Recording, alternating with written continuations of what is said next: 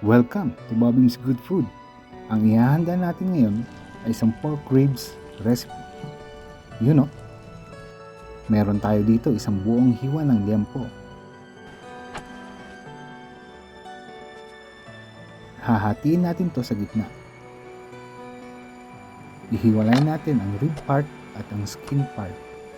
Hahatiin ko lang po ito at ilalagay sa freezer for future use.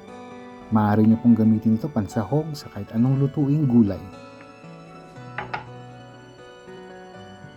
Ngayon naman ay titimplahan natin ang ating ribs. Gumamit ako dito ng pepper at soy sauce. Maaari niyo rin po gamitin ang patis. Set aside and marinate for at least 10 minutes. Maghahanda po tayo ng fresh garlic, onions, habang nakamarinate po ang ating pork ribs at laurel. Sa isang pan, maglalagay tayo ng mantika. Prito natin both sides for at least 3 to 5 minutes. Konting ingat lang po sa pagprito or until golden brown in color. Set aside and let it cool. Ngayon naman ay gagamit tayo ng pressure cooker upang palambutin ang ating pork ribs.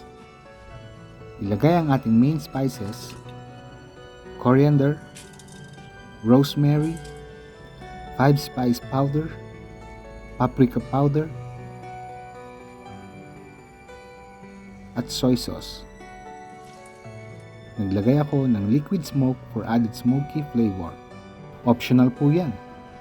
Maaaring di na po maglagay. At syempre, water. Pressure cook for at least 40 to 60 minutes. At para naman sa remaining sauce, gagawa tayo ng glaze para sa ating pork ribs. Maghanda lamang ng butter, ang ating remaining sauce, at maglalagay tayo ng oyster sauce. Dahil glaze ito, maglalagay din tayo ng honey. Haluin.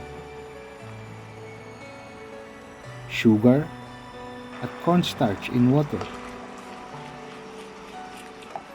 Ang palapot po ng ating glaze. Haluin. Ayan, ready na. Sarap nito. Yummy! Abangan niyo po ang ating susunod na recipe.